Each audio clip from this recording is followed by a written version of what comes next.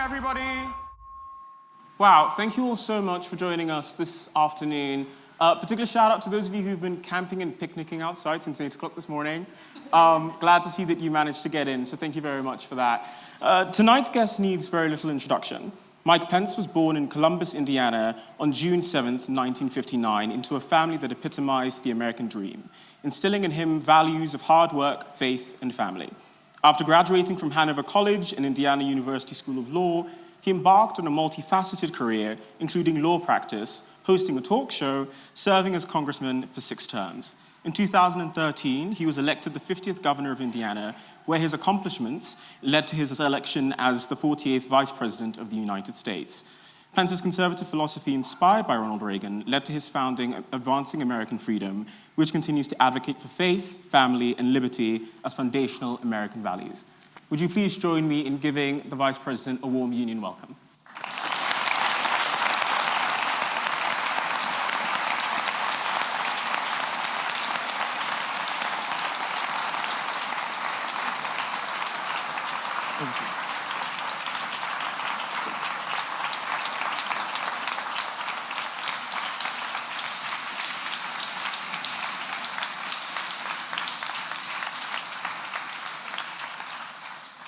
Thank you all very much for that wonderful, warm welcome. I'm Mike Pence. I'm a former elected official. But it is my great honor to be here. Not just as a former vice president, as a former governor, as a former congressman, but it's a great honor to be here at the Cambridge Union, a place that has fostered debates that have literally shaped leaders and shaped the free world for more than 200 years. Thank you for the honor of joining you today.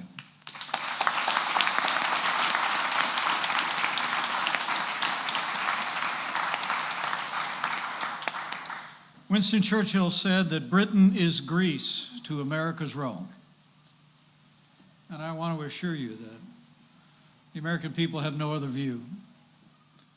While we had a rough start together, it wasn't too long before it became clear that there would be a special relationship between the United Kingdom and the United States. A relationship that some 75 years ago literally saved the world. And I want to thank you for the warm welcome today. And I want to pledge to you that America is the UK's friend, and America recognizes that the United Kingdom is our friend.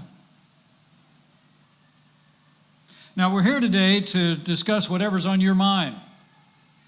But let me share a few thoughts about what's on mine, about the future of American leadership, and particularly of conservatism, of which I have adhered my public life and career since I was the age of many people in this room. I literally started out in politics in the Democratic Party in the 1970s. But when I heard the voice and the values of the 40th President of the United States, Ronald Reagan, I joined the Reagan Revolution and never looked back. You see, my grandfather immigrated to the United States from Ireland when he was about your age, 1923. Stepped off a boat onto Ellis Island. He went to Chicago, Illinois, and drove a bus for 40 years. He raised my precocious redheaded mother, who is 92 years young to this day, and still a handful, as my wife will attest. My dad was a combat veteran in the Korean War, and I was raised to believe in American ideals and in the American dream. I was raised to believe in a strong national defense, in limited government, fiscal responsibility, free market economics, and traditional values. And I found my home in the Republican Party. But for me, as for most Americans, everything begins with faith. Faith in those ideals and in those principles. But for me, it also begins with a personal faith. You know, I appreciated so much Ivan's generous introduction. But the one I prefer is a little bit shorter. I'm a Christian, a conservative, and a Republican, in that order. And I've tried to build my entire career representing those values. First for me comes faith. In 1978, as a freshman in a little college called the the Cambridge of the Ohio River. Little place called Hanover College. I started to spend time in a local Vespers group, a Christian fellowship group, and at the end of my freshman year, I made a decision to put my faith in Jesus Christ as my personal Lord and Savior. It changed my life forever. But for Americans, everything also begins with faith, regardless of your background. Because our founding document, signed 250 years ago, next year, said that we believed as Americans that each of us are endowed by our Creator with certain inalienable rights of life and liberty and the pursuit of happiness. And it's the essence of that faith and the defense of that faith that convinces me that the foundation of America is freedom, but the foundation of freedom ultimately is faith. And if we'll keep faith with those founding principles, I know my nation and our two nations will forge a boundless future together. Sounds like we got some people that didn't get in.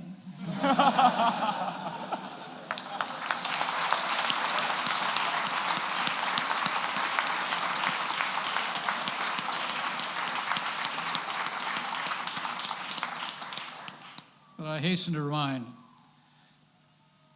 that's what freedom sounds like.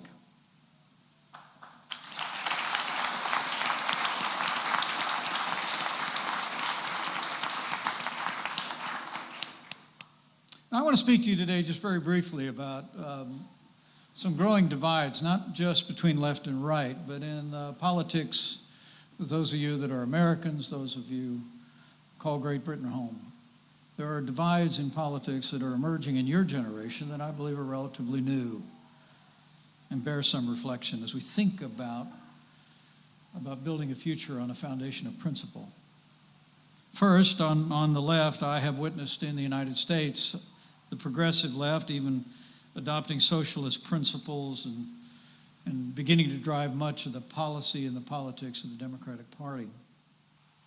But on the right, there are also divides emerging. As I said, I came to the Republican Party during the days of Ronald Reagan. I would come to the highest point in my career to date, serving as vice president alongside President Donald Trump. From all those 50 years, our party governed on conservative principles.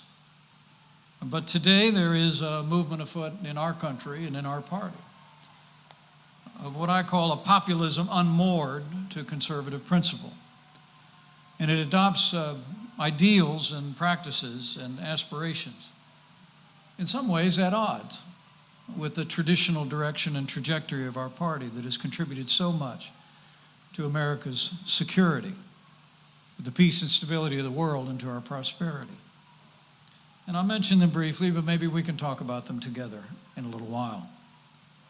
The first is for some on the new right, and in fact some on the old left, isolationism is beginning to take greater hold.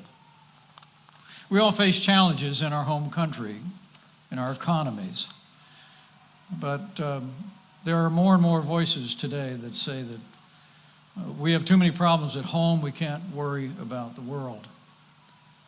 Well, there were hard lessons learned in the early days of the last century, where America turned inward.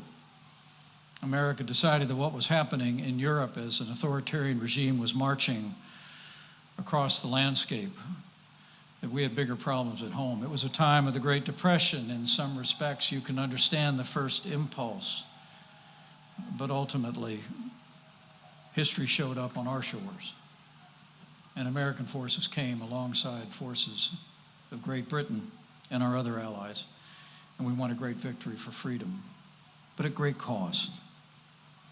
I mean, the truth is, isolationism will not make the world safer or more prosperous. It'll only make it more dangerous. Weakness arouses evil. When we say peace through strength, we simply mean that the free nations of the world standing together against the aggressions of authoritarian regimes is the surest path toward peace and stability and prosperity for all of the world. We need look no further than Eastern Europe where Russia continues its brutal and unprovoked invasion of Ukraine. I hold the view, despite some isolationist voices in my own party in the United States, that America, the UK, and our allies must continue to give the Ukrainian military what they need to repel the Russian invasion and restore their sovereignty once and for all.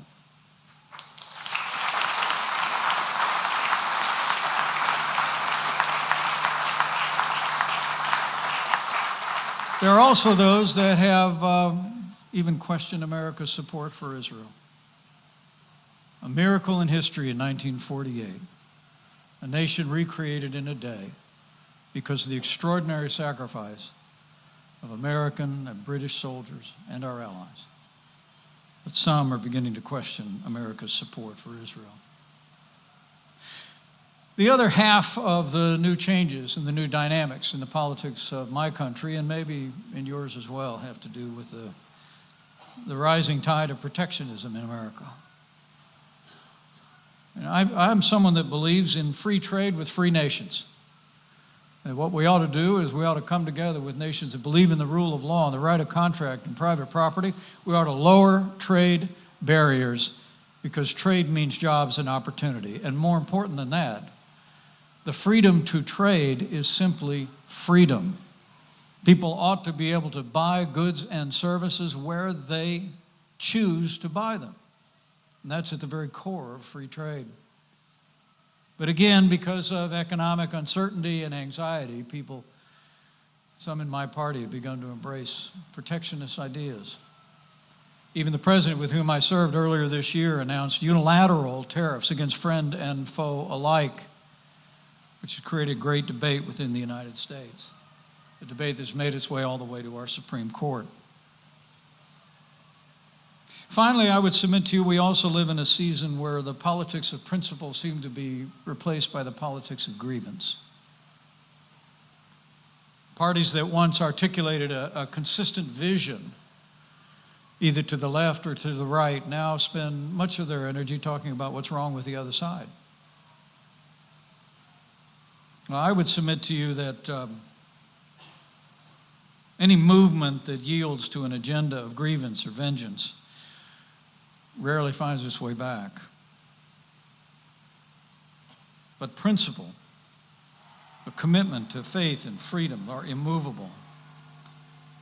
I want to encourage you to take heart, do your part, and never doubt that movements built on anger fade, but those built on principle endure to the betterment of our peoples. And finally, among the grievances that most concern me is the rising tide of troubling voices on the fringes of the right and the left, dressing up old hatreds in new rhetoric. We've seen them from the halls of the Congress of the United States, and even in recent days we've seen them emerge on social media. And I want to submit to you from my heart, whether whispered in back rooms or shouted on social media, anti-Semitism has no place in the public debate in free societies on this earth anywhere.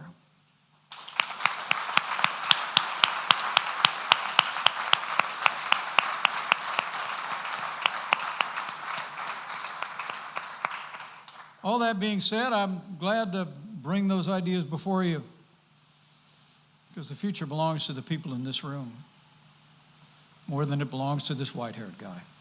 The truth is, Cambridge is a place that has trained up leaders for 2 centuries that have shaped the destinies not only of my home country, of this great nation, but of nations around the world. You should remember in this place that to whom much is given, much will be required. You've been given much to walk in these hallways at Cambridge. Make no mistake about it.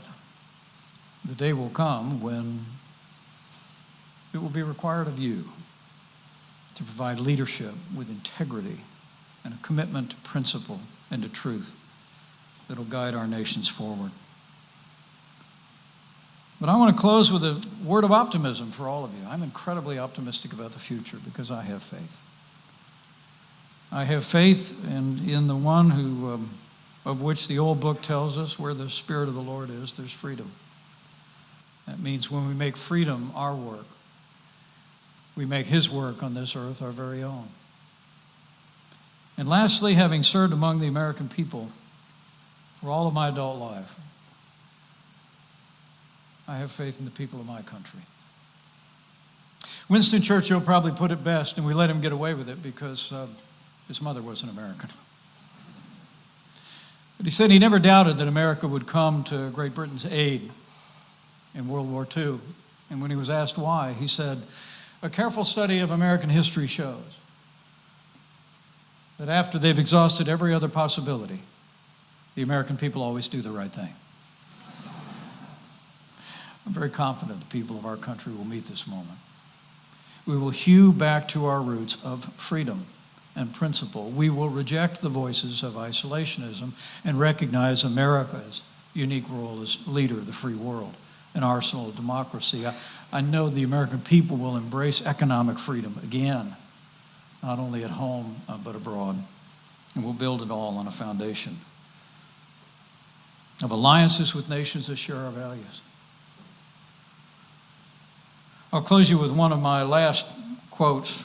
I have a 3-quote limit of Churchill anytime I'm in England. Karen and I will leave in the morning to return to the National Cathedral in Washington, D.C. to attend the funeral of a predecessor of mine, Vice President Richard Cheney. My first time in the National Cathedral for a state funeral was when Ronald Reagan passed away. I was a fairly new member of Congress, and I remember standing in line, as some of you just had to. I was waiting in the narthex of the National Cathedral, and I looked on the wall. And there were words chiseled there that Winston Churchill spoke in an address before our Congress in 1945. He spoke of optimism, and I'll quote him to reinforce mine. Because these are troubling times. These are anxious times. People are reaching on the right and the left for new ideas, whether they be tired and failed ideas or not. Just trying something new. But he had confidence, and so do I. Because he had faith. Winston Churchill said, and I quote, "He must indeed have a blind soul who cannot see that some great purpose is being worked out here below, of which we have the honor to be faithful servants." And he said, "I avow and hope that in the days to come, the British and American people will, for their own safety and the good of all, walk together in majesty, justice, and peace." So my word to all of you, exceptional young men and women here at Cambridge Union, is be faithful servants. Have faith in our people, in these great free nations, and do your part. And I know the best days for the U.S., the U.K., and the free world are yet to come. Thank you all. God bless you.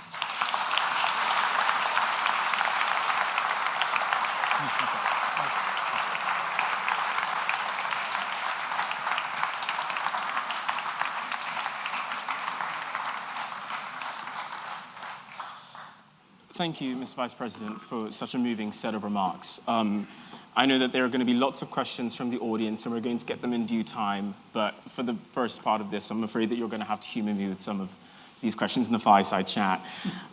Many of us here are aware of your extraordinary commitment to public life and to public service. But one of the things that a lot of people aren't aware about are your early beginnings, including which part of your childhood was framed with family members who worked at a convenience store. And you have remarked that that taught you about the value of hard work, dedication, personal responsibility, and endeavor. You are now a grandfather. How do you move around instilling those same principles into your grandchildren that your parents instilled into you?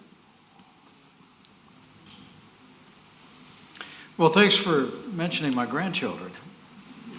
It's Mrs. Pence's favorite topic. In fact, you could give the former Second Lady of the United States of America a warm welcome, everyone.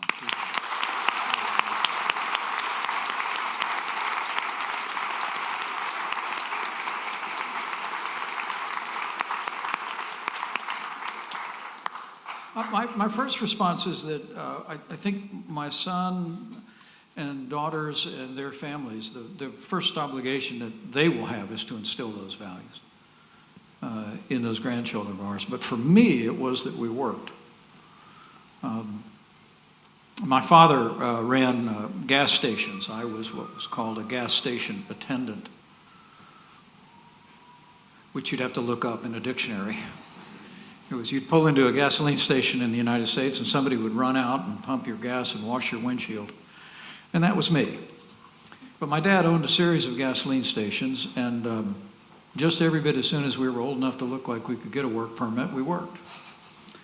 And we learned the value of hard work. Sometimes I think, Ivan, that everything I learned about public service, I learned on the drive of that gasoline station, which is hustle, be honest, be courteous, listen to your customers, hear what their needs are. And it really wasn't that different when I went to Congress or as governor or as vice president of the United States. So for me, it's what I would encourage my kids to do is let those grandchildren of ours get out there and experience work, learn the values that you only learn actually in the workplace. Mm. In 2021, you founded the conservative policy group Advancing American Freedom, a policy group which amongst many of its aims has included in its mission to elevate traditional values, promote the importance of fiscal responsibility, and build coalitions across a wide range of Americans.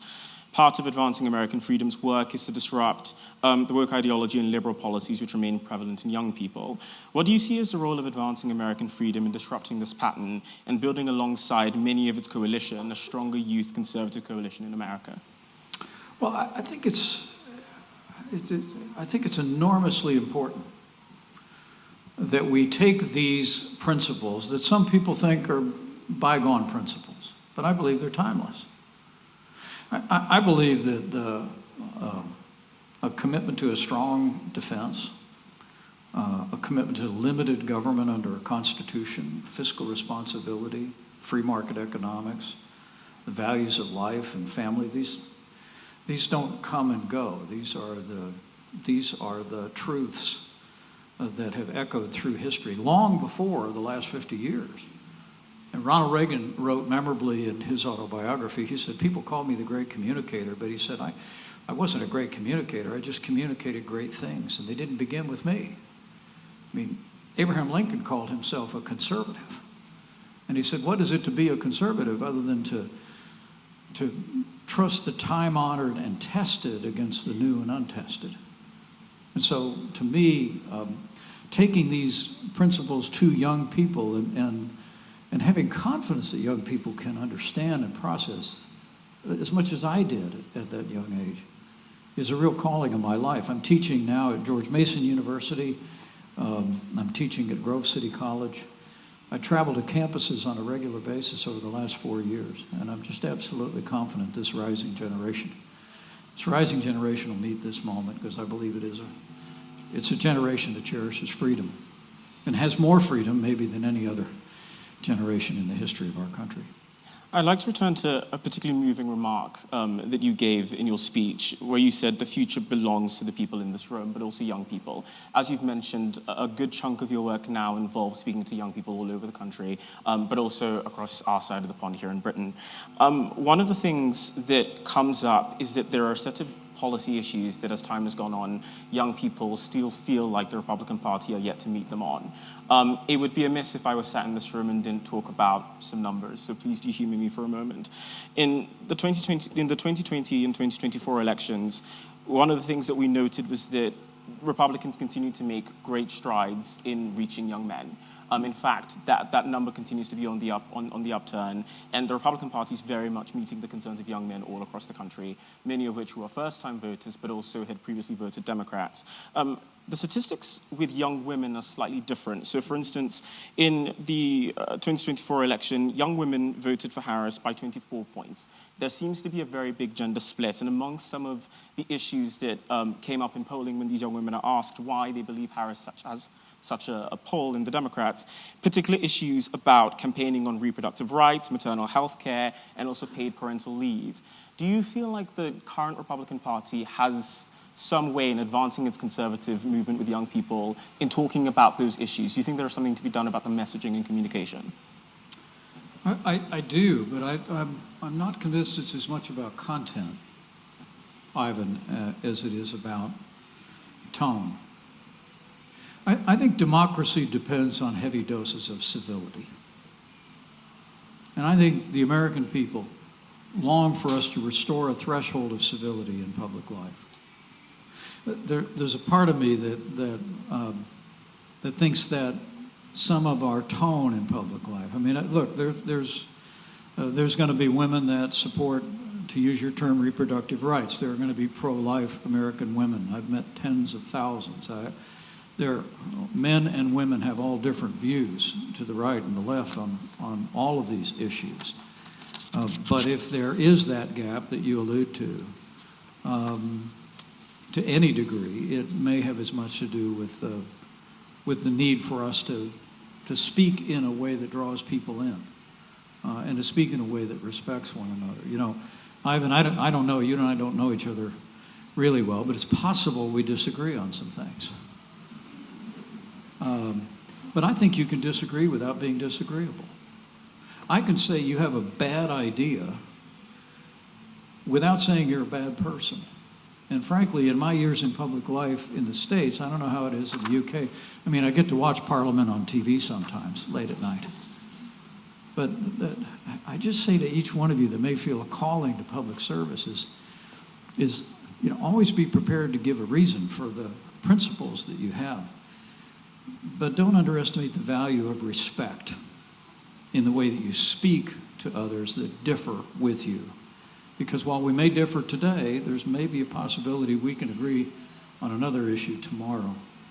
And so I would say whatever those cross currents are in politics, that I think the time has come to restore civility to our public debate, and I believe we will soon. And on that notion of, you can clap, sorry.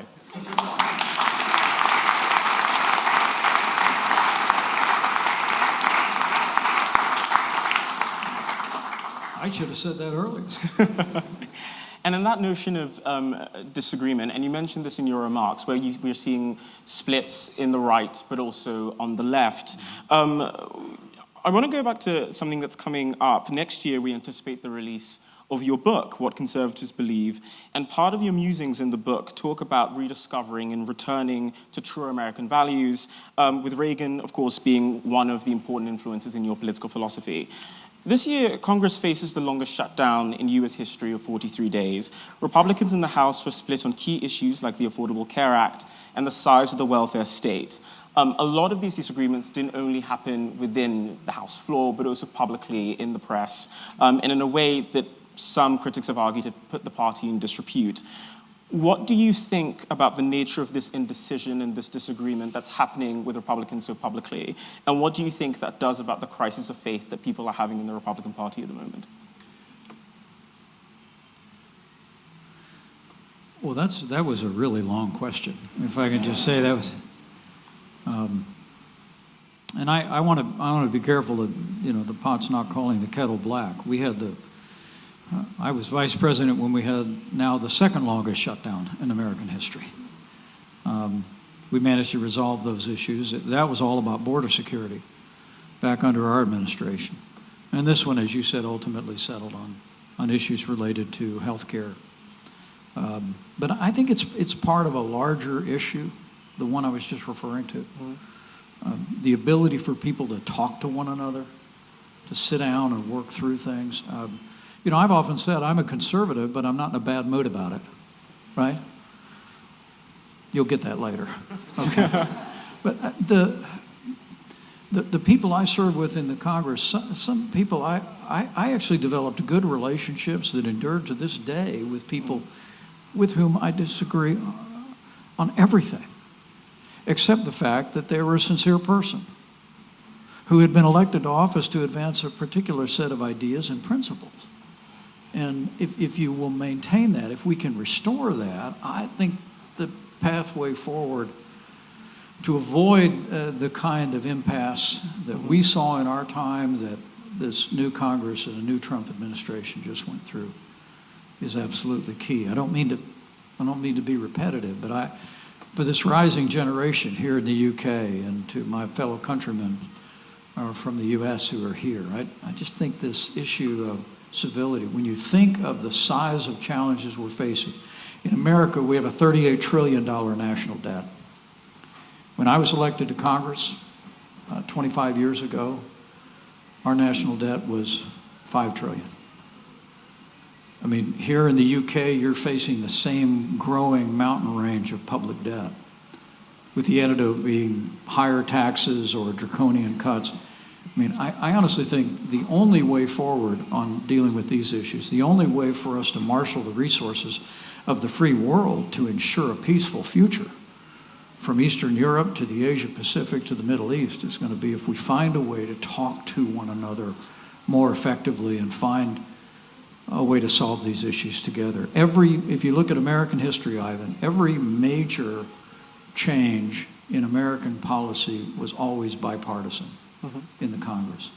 And I believe we've got to first restore the debate, and then we'll find solutions. I'm confident we will. One of the debates that is dividing popular opinion, but also dividing people in the House, going back to what you were saying about building a cross-border consensus, has to do with the debacle concerning the contents of the Epstein files, which have dominated US and global media. In a recent interview in relation to the status of the files release, you mentioned that the time has come to finally release them. Yesterday, the president, in a seeming change of mind, asked Congress to vote in favor of the release. Now, I know there are going to be lots of conversations about how that's done, but a crucial concern, which you have spoken about, is how that's done in a way that ensures justice, but also dignity for the victims. And what do you think is important in making sure that that is a huge part of the process, besides just airing them out to the press? Well, I think a society can be judged by how it deals with its vulnerable. There's the aged, the infirm, the unborn, but also young girls. And in this case, I have consistently called for the release of all of the files regarding the prosecution of Jeffrey Epstein. In the interest of justice, I believe the time has come to bring the facts forward, let the cards fall where they may, hold those accountable to the law who should be held accountable, and otherwise hold all those that should be subject to public scrutiny the same. I believe we owe nothing less to the victims of this despicable man and any of those who participated with him. Thank you, Mr. Vice President. There are a number of issues that are particularly close to your heart, and one of the things that one could glean from your speech is the importance of faith to you personally, but also in your conservative values. As a lifelong Christian, throughout your career, you've spoken about the importance of your faith.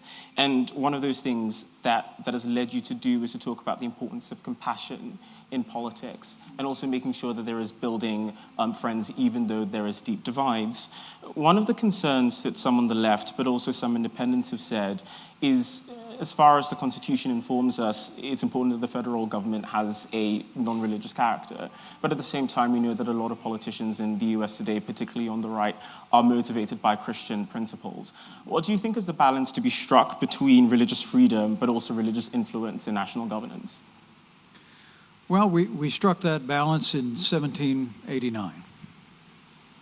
The First Amendment to the Constitution of the United States. You may remember that freedom of religion was one of our big differences of opinion 250 years ago. Indeed.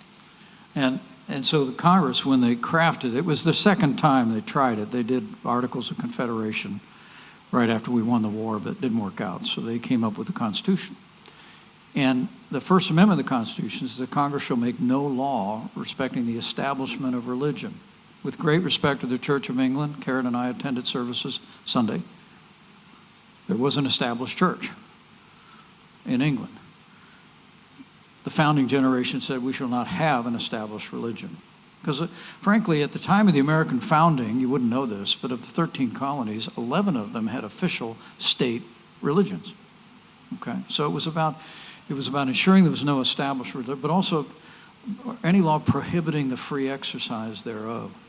And one of the things I've been encouraged about lately with the majority on our Supreme Court has been, I think there's been a renewed commitment to respecting the freedom of religion of Americans. And I think the laws reflected that. You know, we have changing mores in society in our country, just like you do here.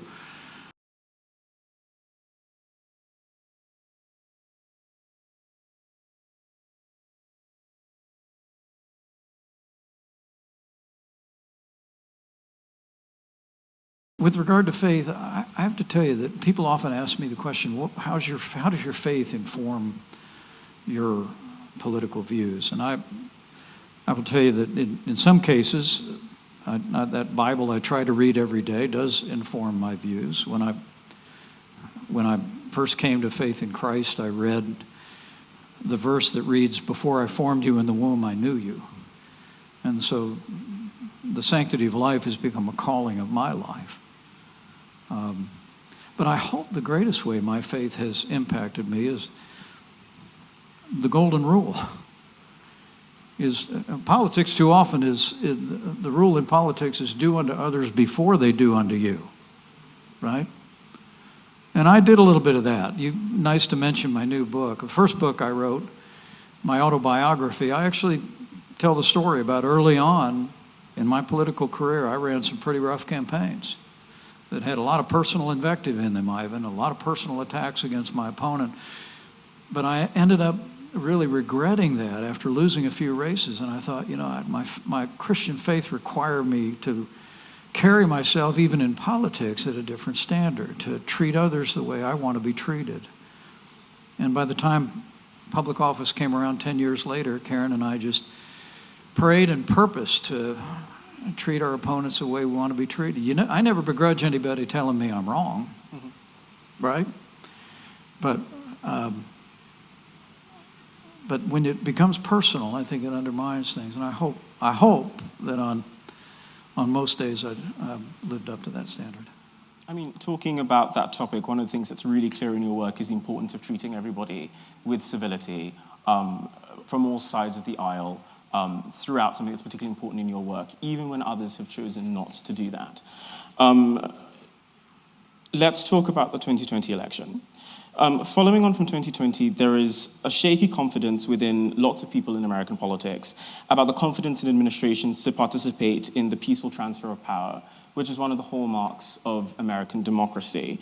Following on from the January 6th attack on the Capitol, where protesters built a gallows outside the Capitol calling for your demise, you still went ahead with those constitutional principles that are incredibly important to you in certifying the election and furthermore attending Joe Biden's inauguration. In such a moment of personal difficulty and political difficulty, you still chose to put the Constitution first when others had faltered to do so. And many people who meet you all the time congratulate you and thank you for that moment of standing up for the US Constitution. In a moment like that, where there is such difficulty and so much at risk, what is the sort of motivating character that requires you to put principle above political pressure? Well, January 6th was a tragic day in the life of our nation. But thanks to the courage of law enforcement, the riot was quelled. And as the world watched, Republican and Democrat leaders in the Congress reconvened the very same day and completed our work under the Constitution. And I believe a day of tragedy became a triumph of freedom because our institutions held. And for my part, I will always believe that I did my duty that day to see to the peaceful transfer of power under that Constitution. But you ask a very good question, Ivan. I want to compliment you for it. Because I want to say to everybody in this room that I think there's a misnomer going around in this generation. I picked it up with my kids. It's this idea that adversity creates character. The way I hear young people say it is that whatever doesn't kill me makes me stronger. Right? Well, I don't believe that. I think whatever doesn't kill you just didn't kill you. Adversity doesn't create character, men and women. It reveals character. And I would submit to you that when your time of testing comes, in large ways or small ways, And by testing, I mean, are you going to be a person that keeps your promises?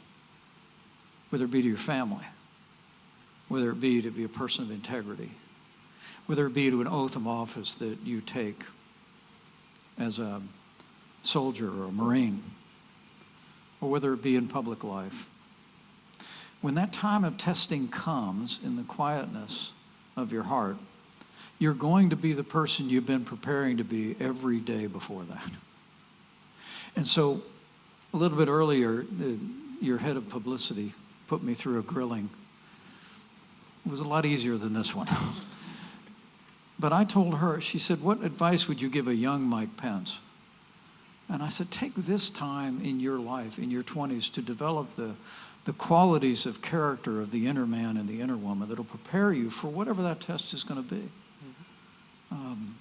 And so I give God the glory for whatever we did that day, because His grace sustained us. And my wife was by me every step of the way till 4 a.m. when we finished our work.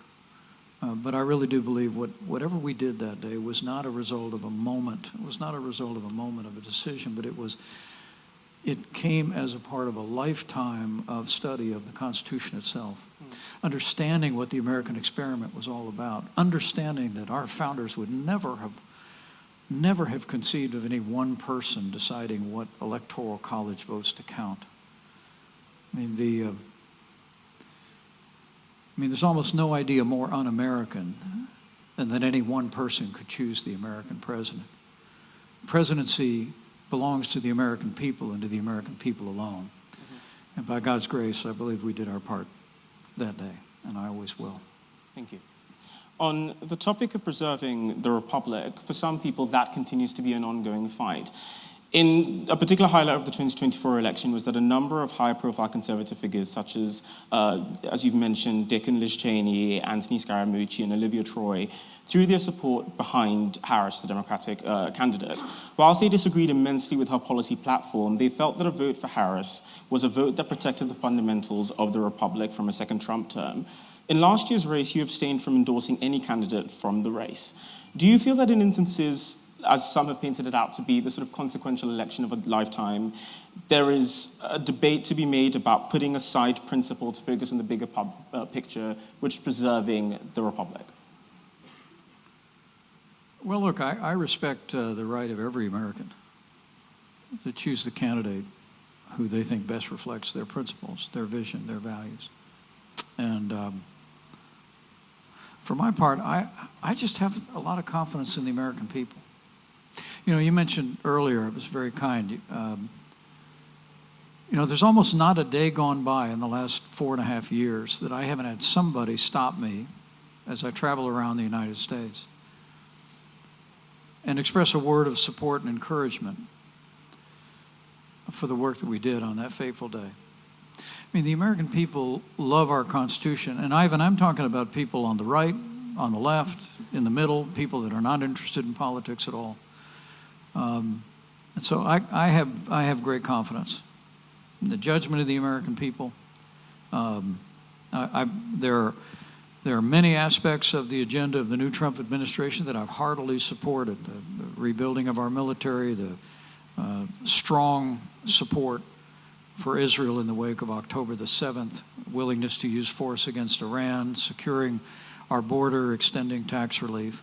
I touched on a few things today that I have issues with, but ultimately for me it comes down to trust in the American people. Before I hand over to the audience, it would be amiss if I didn't talk about this particular issue, given that it's something that you've mentioned in your remarks and just now, which is about America's support for Israel within the current conflict that's embroiling the region. Going back to what you were saying about the importance of not playing an isolationist role, going back to what you were saying about the retreat America undertook at the beginning of the 20th century and not being involved in matters of Europe. Following the events of October 7th, where Hamas led one of the most dangerous assaults on Israeli citizens with mass violence and the taking of hostages, the Middle East has been in a particularly violent new chapter of the conflict than it's ever been before. America, alongside regional partners, has played a very important, crucial role in negotiating the ceasefire, but also has started to talk about how we build that next chapter for Israelis and Palestinians alike. How do you think that it is possible that America not only sees for the dignity and the importance of all lives in the region, but also make sure that that America plays that role whilst also maintaining to keep those on side who believe that America should retract from international issues? Well, I think we got this speaker that's making a little bit of a hum. Hope it's not bothering people. There was a vote in the United Nations today approving in large numbers what was part of President Trump's peace structure. It's a board of peace that will oversee the reconstruction and the governance of Gaza. Look, I have often called throughout my career Israel our most cherished ally. Literally, since before the American founding, the American people dreamed of and spoke about and wrote about the hope of seeing the people of Israel return to the land of Israel. And because of the extraordinary sacrifices and the horrors of World War II and the leadership of Great Britain and the United States, that miracle of history happened in 1948. But I think the date that's more relevant is October the 7th. And recognizing that on October the 7th, what we witnessed was the worst attack on the Jewish people since the Holocaust. I traveled there 2 months after October the 7th. I visited small communities that had been torn asunder by the Hamas invasion, and it was an invasion more than it was an attack. At 90 different points on the fence line of Gaza, on an early Sabbath morning, there was an immediate incursion of motorized vehicles. People had crossed that border with one aim, and that was to kill as many Jews as possible. And more than 1,200 lives were claimed. And I strongly supported the United States standing with Israel while Israel hunted down and destroyed Hamas. And I believe we must continue to stand with Israel for her peace and security. But I don't think that's exclusive to having compassion for and a deep commitment to a just and lasting peace in the region. And I really commend President Trump for his personal engagement in that process. Part of that was us standing strong with Israel, with her security through Iranian attacks and Hamas attacks, but also part of it was literally engaging allies that we had forged in our years that gave rise to the Abraham Accords themselves. The president's meeting today with the Crown Prince of Saudi Arabia at the White House. I said on television this morning, I know they're going to be talking about energy, they're going to be talking about lots of issues. I hope they're also talking about having Saudi Arabia normalize relations with Israel and join the Abraham Accords. I truly believe that for the interest of the people of Israel, the interest of people living in Gaza, the restoration of peace in the region, it will take all the nations in the region and the West to come together.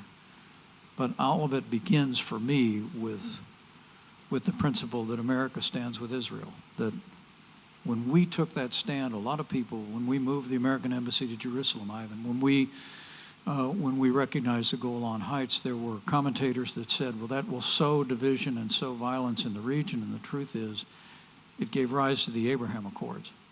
Because we said we want to build relations with Arab nations, we want to build relations, but understanding that Israel and America have a unique relationship.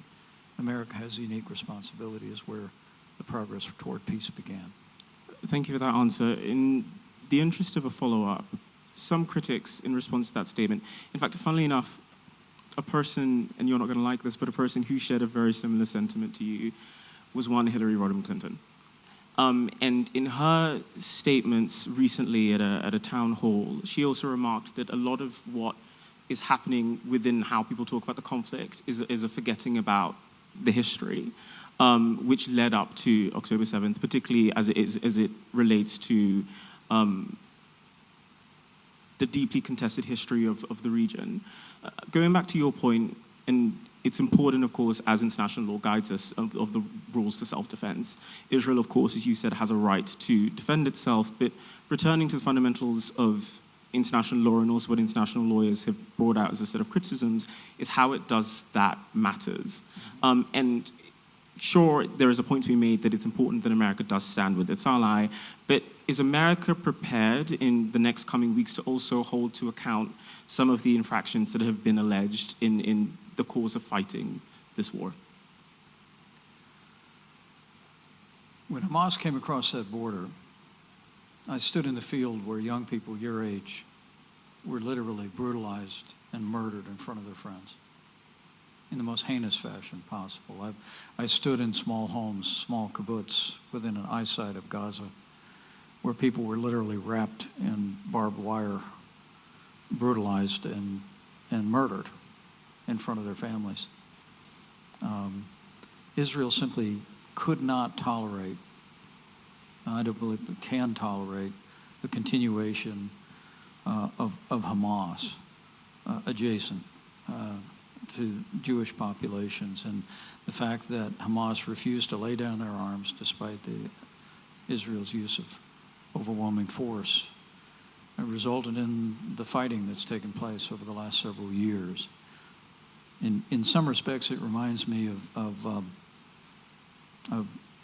some aspects of our Civil War, when the Union Army finally realized that the only way the South would be broken is if there was Sherman march to the sea, and communities were destroyed, and Atlanta was burned.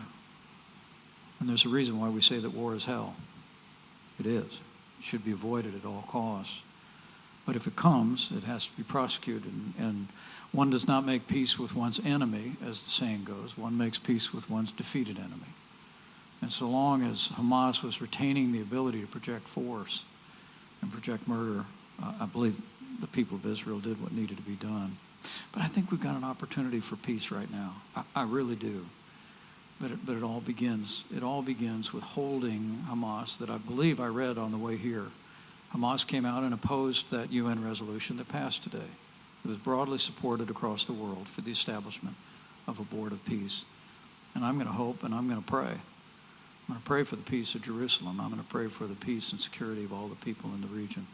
I think we've got an opportunity at it, and I think the extraordinary young men in this room may well have a role to play in the years and decades to come to ensure that peace continues. As a closing question, and it came up in your remarks, in the past couple of days, Americans all over the country are remembering the legacy of Dick Cheney, an American who is known to have characterized what modern conservatism in public service looks like today. And you've mentioned that you will be in attendance to the funeral. In talking about figures like Reagan, like Dick Cheney, and many others who have defined what it means to be a modern conservative, what do you think that young people can take from those legacies? Even though I'm sure that there's lots of criticism to be had, what are some of those personal lessons that they've taught you that you think are important for people to remember? Well, I mean, Dick Cheney was an American patriot. After being elected to Congress from Wyoming, he would go on to be President Gerald Ford's chief of staff, President George Herbert Walker Bush's Secretary of Defense,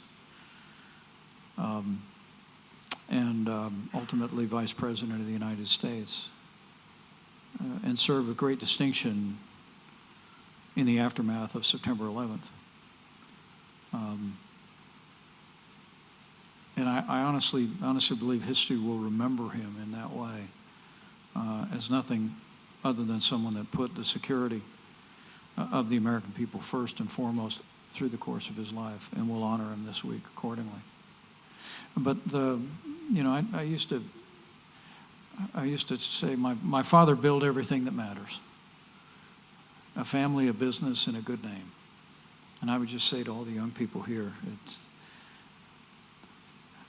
work to do all those things.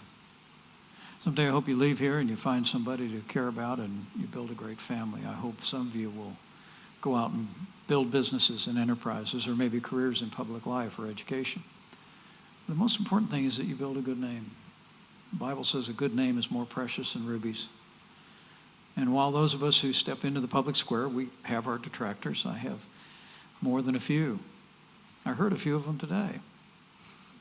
The truth is, just focusing on being a man or woman of integrity and building a good name, that's a legacy you should aspire to leave behind. And Dick Cheney's done that. Thank you, Mr. Vice President.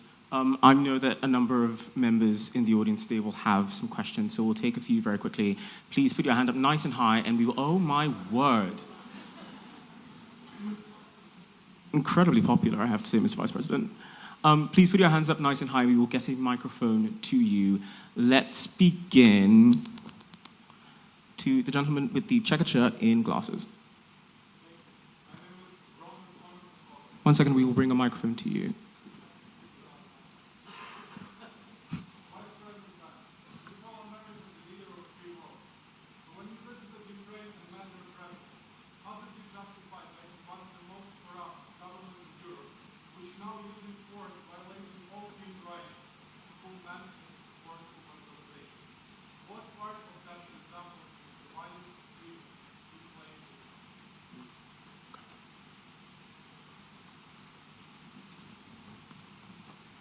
I just have a different view of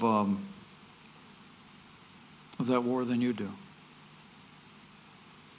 Russia launched an unprovoked and brutal invasion into Ukraine.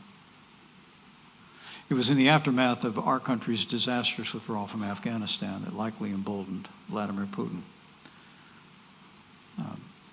But it wasn't his first time. It was during the Bush administration, he rolled tanks into Georgia, which Russian tanks are still there. During the Obama administration, they rolled tanks into Crimea and claimed that area. Our administration, we stood firm. We gave Javelin missiles and military resources to Ukraine, and Russia stayed on their side of the border. But after that withdrawal from Afghanistan, Russia moved, and hundreds of thousands of lives have been claimed. Last time I looked, some 25,000 children were kidnapped by the Russian military and taken back to Russia. I would submit to you that this is a real moment of testing in the free world. And let me just say to you, I support U.S. military resources and allied resources for Ukraine, not because I think Ukraine is a country without challenges or without problems or without defects. I know the last administration often talked of Ukraine as a paragon of democracy. And when I met with President Zelensky the very first time, I challenged him on issues of corruption in their country and challenged him to move legislation to address corruption, which they began to do. But at the end of the day, the reason why I support U.S. and allied support for Ukraine is because I have no doubt that if Vladimir Putin overruns Ukraine, it's just a matter of time before he crosses a border of a NATO country that we're going to have to deal with him.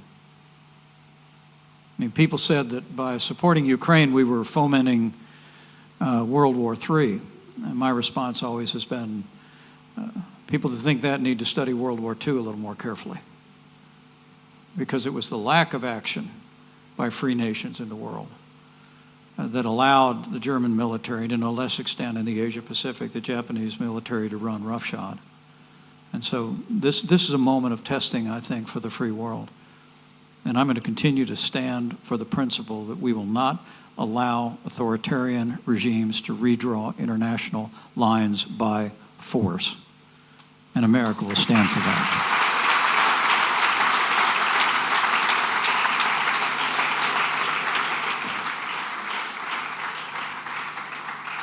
I see that we've got a number of hands. We'll take the gentleman in the gray hoodie.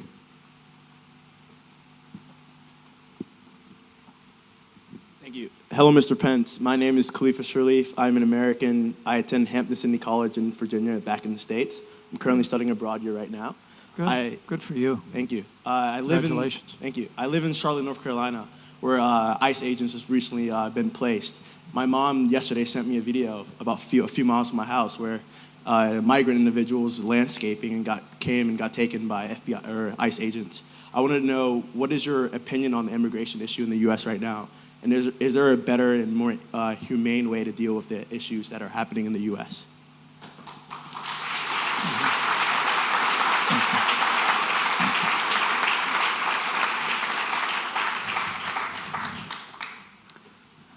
You know, the last administration undid all the policies that we put into effect that ended a flow of illegal immigration at our southern border.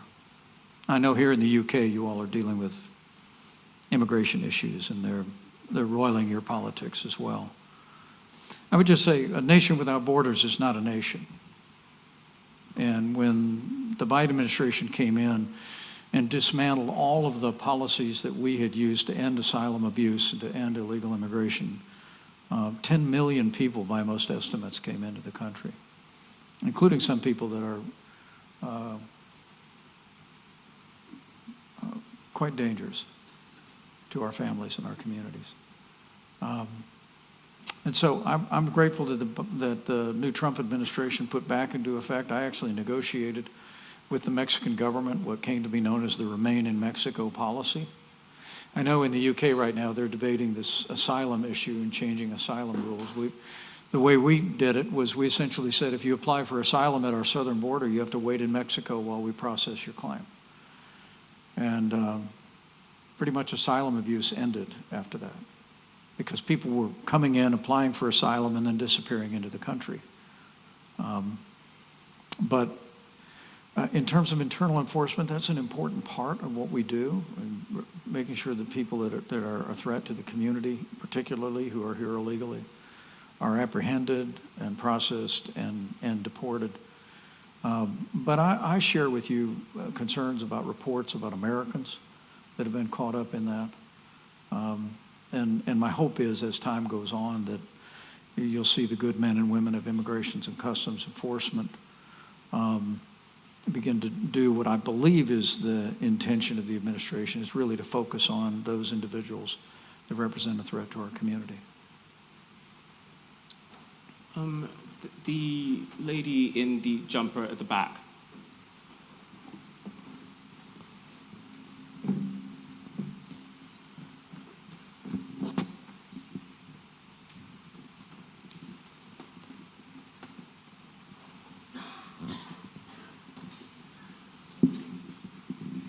Hi, my name is Eliza Guinness. I'm at Lucy Cavendish College. I'm also from Maine.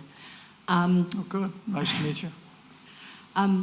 A core part of the First Amendment is the separation of church and state. Mm-hmm. How do you operate within that value, knowing that your vision for America is so grounded in your specific faith? Thank you. You know, if you just unplug that, we're probably better off. Unplug this speaker. Well, first I would say to you, I think the First Amendment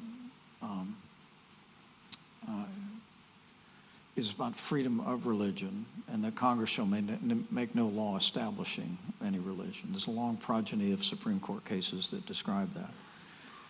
And I say very gently, the term separation of church and state actually appeared in the Soviet Constitution. It doesn't appear in our Constitution. Where it showed up was in some cases, Supreme Court cases, that talked about using some language from Thomas Jefferson about there should be a wall of separation between church and state. But I think if you carefully study the American founding, and we're probably going to spend a lot of time on it next year in our country, you will find, as I think my favorite vice president was the first one, John Adams. John Adams actually said, our form of government was fashioned for a deeply religious people, and it's wholly inadequate for the governance of any other. The founders didn't see religion as something that was hostile to government. They just saw it as something that ought not to be defined by government. I mean, I honestly believe this freedom of conscience and freedom of religion was the first freedom that the founders wanted to secure. Because for the 200 years before the American founding, that's what brought people to Maine. That's what brought people to our eastern seaboard, many of them from here in Great Britain. It was to practice their religion and to live out their religion. And so For me, the lodestar should always be the right of every person to believe or not believe according to the dictates of their conscience. And I'll always stand for that, but I'll also always try and be open about what motivates me and where I draw my strength in the hope of being encouragement to others who share those values. Question, the gentleman in the gallery. Mr. Pence, you've been very critical of some policies in Mr. Trump's second term, economic ones and others. It seems to me that when one looks at what happened in 2016, either you were instrumental in his rise to power, and as such you have to share this part of the blame for what's happening now in the US administration, or you were irrelevant, which is not something which I suppose a former president of the US should be happy about. So which of the two is it, and how do you feel about it? Well, I didn't know if you got word. I'm no longer Vice President of the United States. Right. But I'm proud of the record of the Trump-Pence administration. Because we talked in some detail, it didn't end like I wanted it to. But I'll always believe that I did my duty that day. But in the 4 years before then, I will tell you that President Trump and I governed on that conservative agenda that I referred to and that my upcoming book is about. We governed on rebuilding our military and leading on the world stage. I mean, I can honestly tell you that America first in our years did not mean America alone. It meant we were calling on our allies to live up to their commitments, and many of them did. The same thing with regard to free market economics and limited government and traditional values. So I'm very proud of that record. And as I said, although I have arguments with the current administration with regard to things ranging from broad-based tariffs to state ownership of business, which I didn't bring up before, which has emerged in this administration as a new element, marginalizing values and also embracing in certain moments aspects of isolationism. I think to each their own. This administration, I'll try and praise them when they're right and challenge them when they're wrong. But I'm proud of that record that we created. We have time for one last question. The front row, the lady in the pink.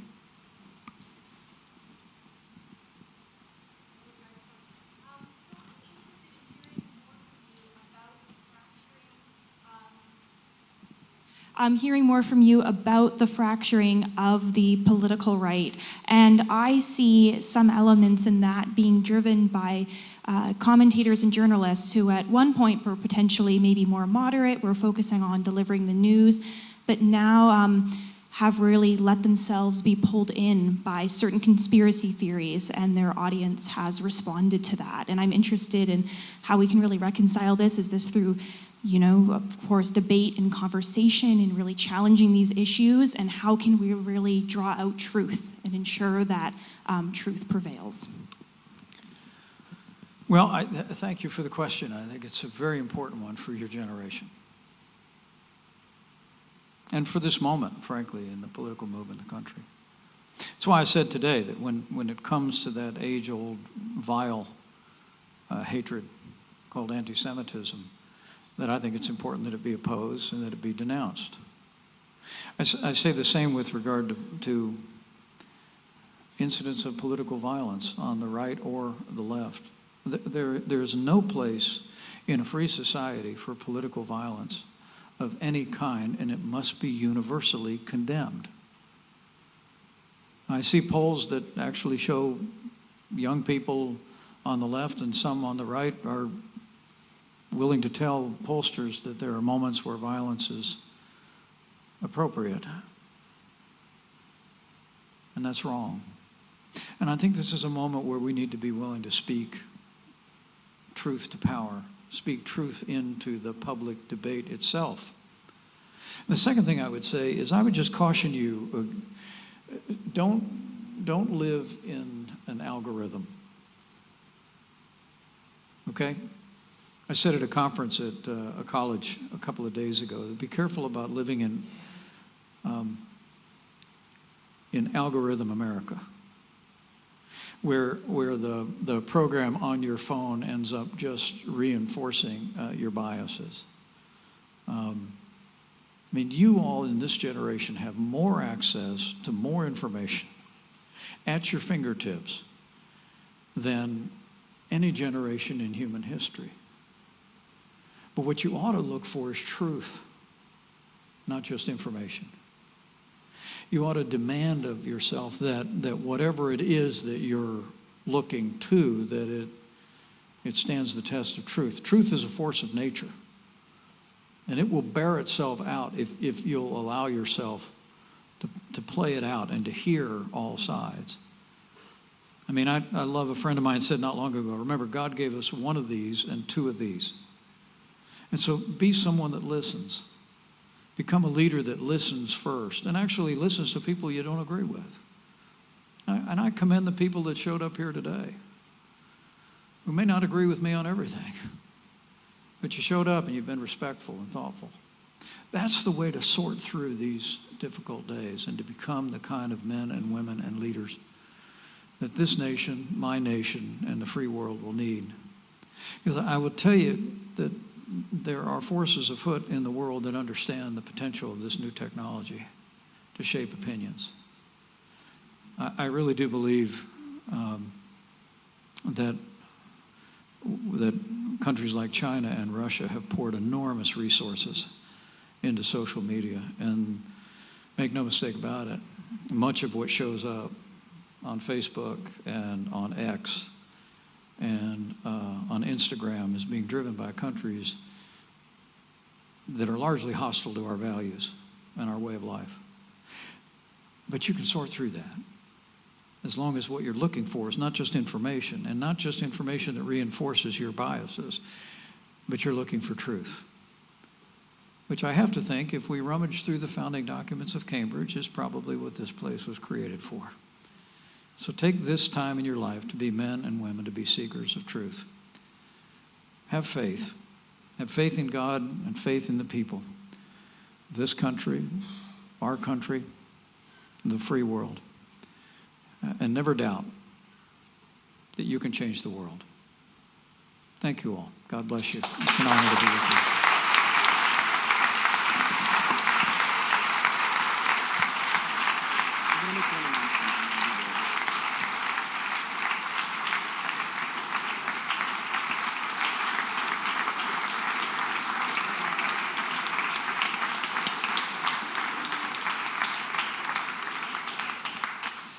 My thanks to you all for joining us this evening, and my thanks to the Vice President, but also Mrs. Pence for joining us here in Cambridge.